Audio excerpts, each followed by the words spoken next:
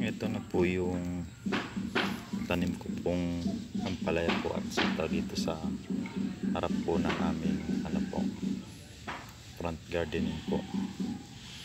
Yan po. Ina-applyan ko po ng sapal po ng side dressing po. Ito po yung puno. Simula puno po hanggang sa pag-apply po ng natural organic fertilizer po. Mga 6 to 7 inches po ang layo.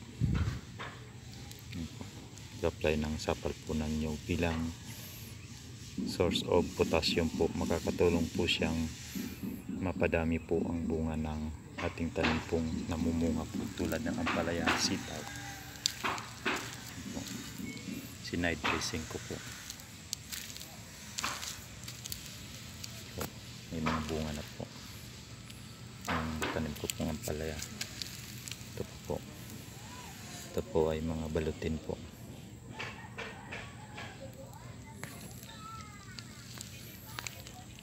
Ito naman po yung native na ampalaya po. Atin pong napapansin, marami pong bunga po.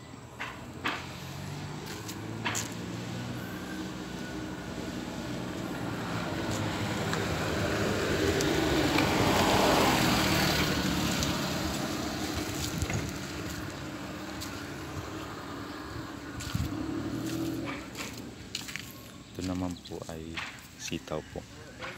Yan po, tuloy-tuloy pa rin po ang kanyang pamumunga. Yan po, 3 months na po siya, pero tuloy-tuloy pa rin pamumunga po. Gumagamit po ako ng sapal ng nyug po bilang natural organic fertilizer po sa tanim ko ng sitaw upang makatulong po maparami ang bunga ng sitaw po.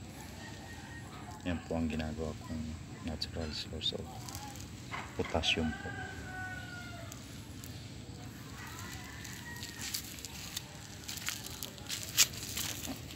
Naglagay po ako ng side dressing po ng sapal po ng nyug.